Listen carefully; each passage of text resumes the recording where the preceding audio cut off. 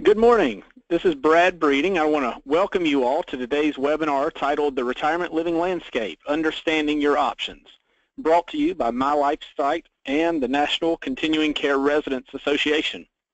In just a minute, we'll give you a brief introduction to each organization, but I want to start by telling you a little bit more about what we're going to cover. Today's presentation should last about 10 to 15 minutes and is a follow-up to last week's webinar, which some of you may have attended, where we discussed the pros and cons of staying in the home or aging in place. Today we're going to look at an alternative to staying in the home, which is moving to some type of a retirement community. And since there's quite a bit of confusion surrounding the various types of options and the terminology, I want to help clear some of that up for you so that if you're researching a retirement community for yourself or a loved one, then you'll have a better idea of what to look for. Hopefully it'll help you avoid confusion and save time. I'll start high level by providing an overview of the various types of senior living choices, and then I'll drill down a little bit with a more detailed analysis regarding a increasingly popular but often complex retirement lifestyle option called a continuing care retirement community, or a life plan community as it's sometimes called. And so as I mentioned, this presentation is co-hosted by two organizations, mylifesite.net and the National Continuing Care Residents Association, also referred to as NACRA. I was hoping to turn it over to Bob Nicholson this morning. He's the president of NACRA, and he was going to tell you a little bit about their organization, but it looks like something's popped up and maybe Bob wasn't able to join us. So just very quickly, I'll tell you a little bit about that organization. NACRA is essentially an advocacy group for residents in continuing care or life plan communities across the country, and their goal ultimately is to make sure that CCRC communities are as good as they can be, not only for those that are currently living in such communities, but those who will live there in the future. And they even believe that CCRCs should be encouraged as a matter of public policy. And so anyway, members and leaders work together to ensure that the retirement communities in which they live are well managed and properly regulated. So that's a little bit about NACRA. And then my organization, My Life Site, it was created really after seeing a need in the marketplace for in-depth and objective guidance on retirement communities, particularly entry fee retirement communities. So mylifesite.net is a consumer-focused online source for information, tools, and analysis designed to help people make better informed decisions when considering such a retirement community. We currently provide information and the ability to run side-by-side comparisons on over 500 communities in 8 different states, and we plan to add additional states in the future. So that's enough about us. You can visit either of our websites to learn more. You'll see our web addresses located at the bottom of each slide that I'm going to go through today. So with that, let's get started. The retirement living landscape. So first, let's start by talking about what is a retirement community. Because if you were to go to Google and type in retirement community, you're going to get all kinds of results. Everything from assisted living facilities to nursing homes to active adult communities and everything in between. So generally speaking, when we talk about retirement communities, we're talking about age-qualified communities where there's a minimum age requirement. And the minimum age requirement really is established by the Housing for Older Persons Act, which is enforced by the Federal Housing Administration. And it's defined as an age-qualified community must meet one of the following two stipulations. Number one, all the occupants of the community are over the age of 62, or at least 80% of the occupied units include at least one resident over the age of 55. Or some other designated age between 55 and 62. So when we talk about retirement communities, that's really the starting point, age-qualified retirement communities. Now, having said that, there's lots of different options. There are many different types of age-qualified retirement communities out there. So let's talk a little bit about that. One of the most popular questions we receive here at mylifesite.net is, how do you distinguish between different types of retirement communities? Because a lot of times they all may look somewhat the same on the surface. So how do I know the difference between one type and another? And so one of the first things that I always do when talking with people to help answer that question is I suggest that they take a look at the continuum of care. Okay, so the continuum of care, generally when I say that, what I'm talking about is that continuum begins with independent living. Okay, so those who can live completely independently, they're not in need of any care services, maybe still very active in a lot of cases. And so we have independent living as the starting point for the continuum of care. And from there, it moves on to assisted living. So at such point that somebody requires services, maybe just a couple of hours a day with some household chores and things around the home, to maybe a more advanced level of care, actually requiring assistance getting dressed or preparing meals and things of this nature. And then it continues to eventually, if there's a need for skilled nursing care, 24-hour skilled medical care, kind of the highest level of care along the continuum. And of course today, something that we're seeing more and more as part of this continuum is memory care services. So when you look at this, this represents the full continuum of care. And the reason I point this out in terms of distinguishing one type of retirement community from another is because some communities will focus on maybe one aspect of this continuum. Others will offer services across maybe two of these, while others will offer services that cover the whole entire continuum. So that's one thing you can ask when you're looking at different retirement communities is what, which aspects of this continuum of care does your community provide services for? So now that you understand a little bit about that, I want to go through and show you really the way I've sort of broken it out in terms of the four types of categories you have when it comes to senior living facilities. The first is what I call independent living only. So these are retirement communities. They're 55 plus or 62 plus, whichever it is, but they're age qualified retirement communities. And I call this category independent living only because they really don't provide any assisted living or healthcare services, those other aspects of that continuum. And that's okay. I'm not suggesting that's a bad thing, but these are really what you would call, they're often referred to as active adult communities. Sometimes a growing type of community out there is a cooperative. So with active adult communities, those living there actually buy the home. They're planned developments, 55 and older, and they buy the home. Whereas a cooperative is very similar, but you don't actually own the home. You have ownership or stock in a corporation that owns the homes that are within that community. And then the bottom one, independent living communities, those are more rental or apartment style. But with all of these options, there's really no care available. So if somebody needs assisted living or something like that, they would have to hire those services to come into their own home. These communities often are developed with older adults in mind, so that maybe the bedrooms are on the ground floor and things of that nature, but really no care services offered directly by those communities. So the next category is what I call independent living with limited care. So this is one more step along that continuum where residents still may live independently, maybe don't need that much in the way of services and so forth, but if they do require services, it's available by the community. It doesn't necessarily mean there's a care facility on site. A lot of times the retirement community might contract with an outside home care provider. And so they have home care services readily available to serve people within their own apartment. Usually independent living, the category that we're looking at here, usually it's apartment style. So whereas the first category sometimes involves home ownership, usually this is going to be apartment style, monthly rental sort of option, where if you need a little bit of care, it is available to you in your own apartment. So these are often called catered living or independent plus communities. They're often confused with assisted living because some residents do require care.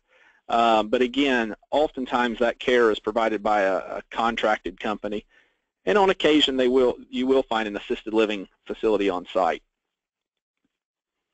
The next category is what I would call independent living with full care.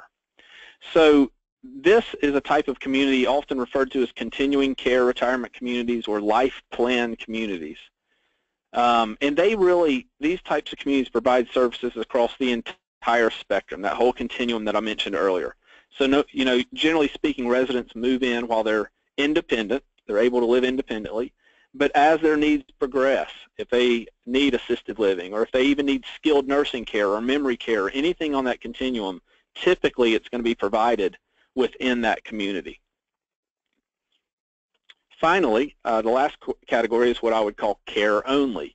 These really aren't even retirement communities in the traditional sense. Some don't even have minimum age requirements.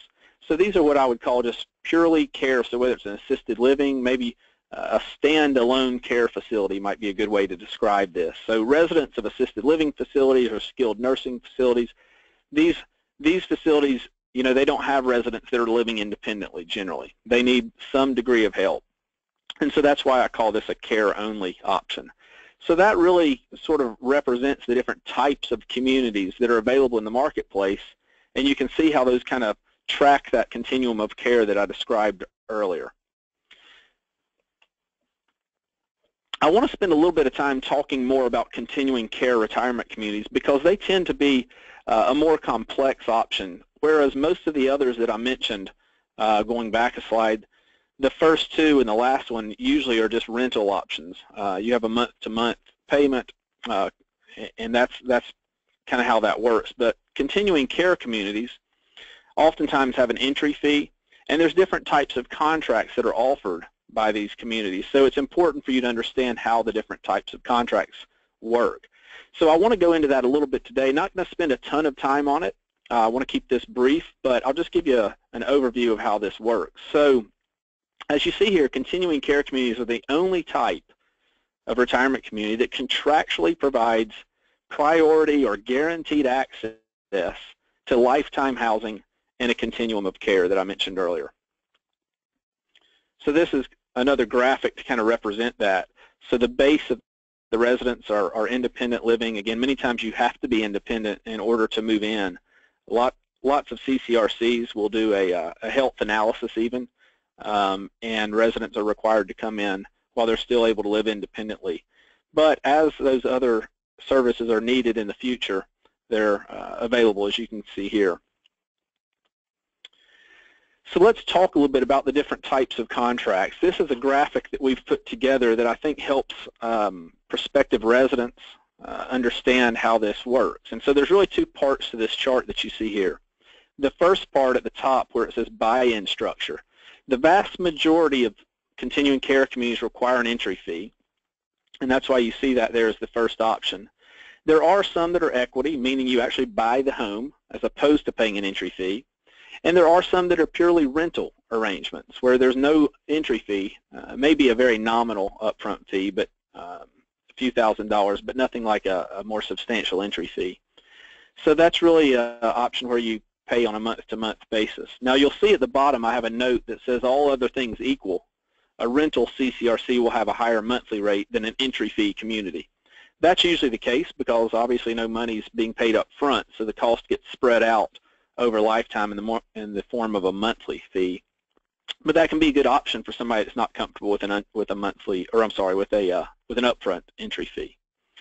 But most are entry fee. Now on the other side, on the left side, you see payment structure, and this really addresses how the monthly payment works. So once you've established kind of the buy-in, whether you pay the entry fee or an equity or rental option, now you know how does it work on a monthly basis. Well, the top choice you see on the top left there is a life care. Often in the industry it's referred to as a type A contract, but usually referred to in the marketplace as life care. And the way this works is you'll probably pay more while living independently. So while those monthly rates, while you do not require any care services, may be higher than the other options I'm going to explain in a moment.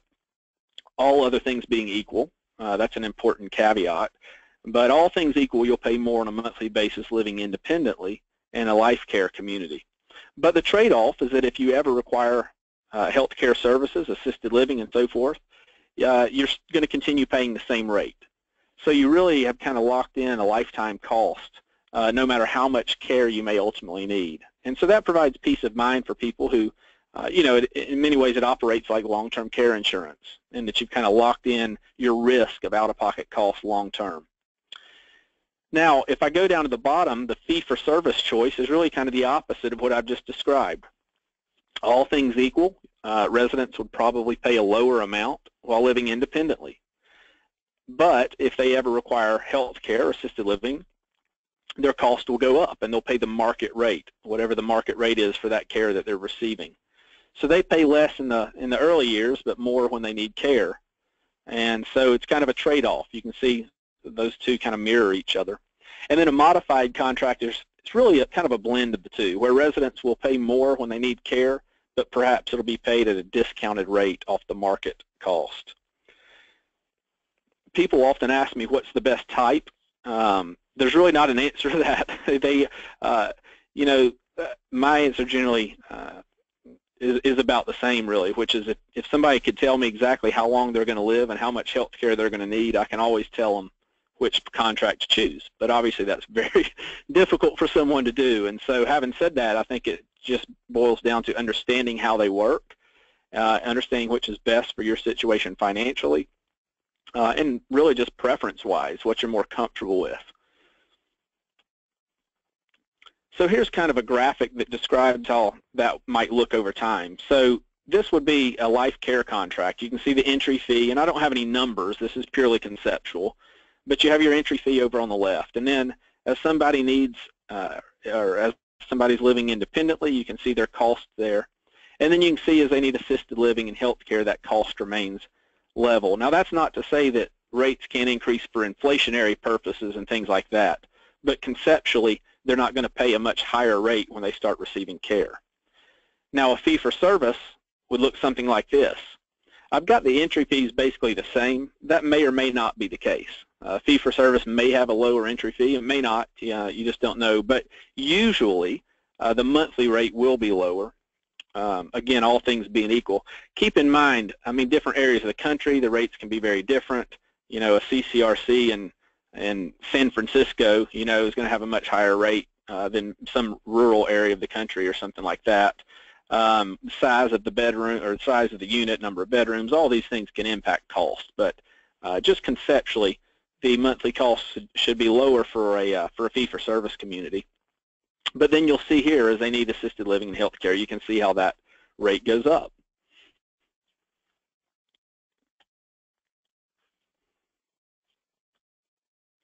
I want to go over quickly refundable entry fees. I just noticed I actually have the title of this slide incorrect, but this is, it should say refundable entry fees. And a lot of retirement communities, a lot of continuing care communities, as I said, require an entry fee, but oftentimes they will provide an option for a refundable entry fee.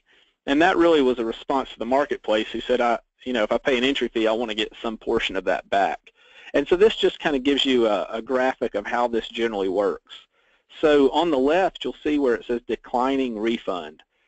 This is often referred to as maybe a traditional contract, a traditional declining balance contract, which means you'll pay an entry fee, and that entry fee, if you move out in the early years, you'll get some of it back. Now, this is where you need to read the contract and understand how that works. It might be over 1 year. It might decline over 3 or 4 years. But it's kind of an, if you were to leave the community unexpectedly for some reason, or even in the event of death in the early years, some portion of that refund would be available. Next would be a partially refundable. So no matter how long you live in that community, whether it's 1 year or 5 years or 10 or 20 years, you're always going to get back some portion of that entry fee. This one would be an example, the one in the middle, of a 50% refundable. Now you'll notice you pay a higher entry fee than for that declining balance contract. So you have to pay more to get it, but no matter how long you're there, you would get back that 50%. And then the last one is an example of a fully refundable contract. So if a community offered that, you would probably pay even more compared to the other two options. But again, if you ever move out or in the event of death, you would get the entire entry fee back. Now, it's very important to understand what the stipulations are for receiving that refund. I won't get into the details of that today in the interest of time, but it all comes down to understanding that contract, understanding what's required to receive that refund, and things of that nature. And obviously, the financial stability of the community is important in terms of receiving that refund back. And so that's a good segue. As I close this webinar today, we do have a couple of other webinars coming up. One will be how do you understand or what to look for when you're kind of analyzing the financial viability of a retirement community. And the other one is going to be top 10 questions that you should ask when considering a continuing care retirement community. So those will be follow-ups to what we've gone over here today, but I hope this has given you a good overview of the different types of communities that are available in the marketplace, and specifically how the contracts work at continuing care retirement communities. As I mentioned earlier, if you want more information, be sure to visit our website. You can see those web addresses right here. I want to thank you again for attending, and I hope you have a wonderful day.